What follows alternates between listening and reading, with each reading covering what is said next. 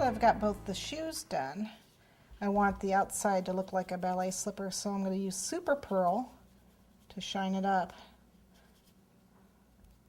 So they get that glossy finish that ballet slippers get. They look like they're all made out of, I don't know, satin or something. So we'll just gloss it up.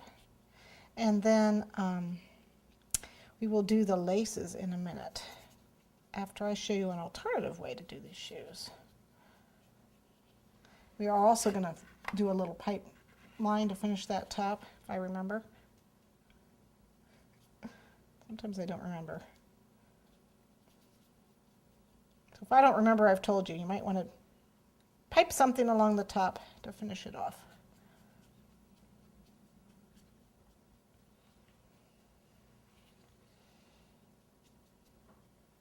Oop.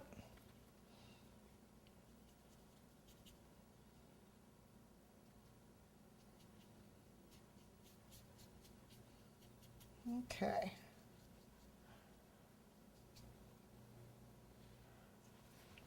Make sure you don't get that. I want to smush your shoe. Okay. So there we have shoes. That's one way to do them. There's another way to do this. If you're not so good with cutting out and you're better modeling with your hands. So you need a really big piece of paste, depending on the size of your shoe. Okay. Roll it into a ball and then a sausage. So we're rolling it into a ball to try and get it smooth and all the creases out of it as best we can. Press it and roll it. It's not doing very well. Well, I'm not using this one, so I'm going to go ahead and just show it to you anyway. Okay, so I've rolled it into a sausage shape.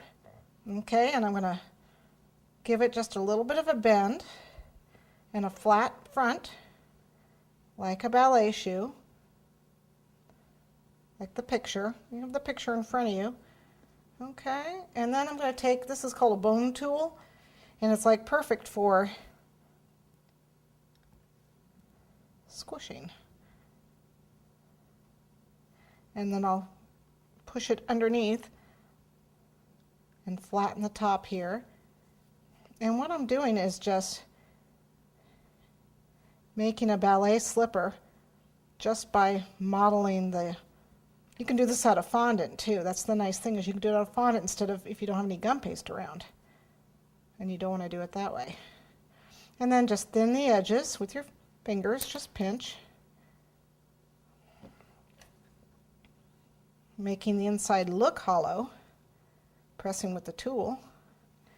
And then you can make, it's a cruder slipper, but it's still a general idea of a ballet slipper. Okay. And then you can lay it on the form also. Just get that front squared up a little bit. Okay. Obviously you'd make it a little bit bigger. But you get the general idea. So if you don't want to cut out a pattern, you can just model it. So there's another way. Then paint the inside a little pink and the outside with the Super Pearl again. And that's another way to make the slipper.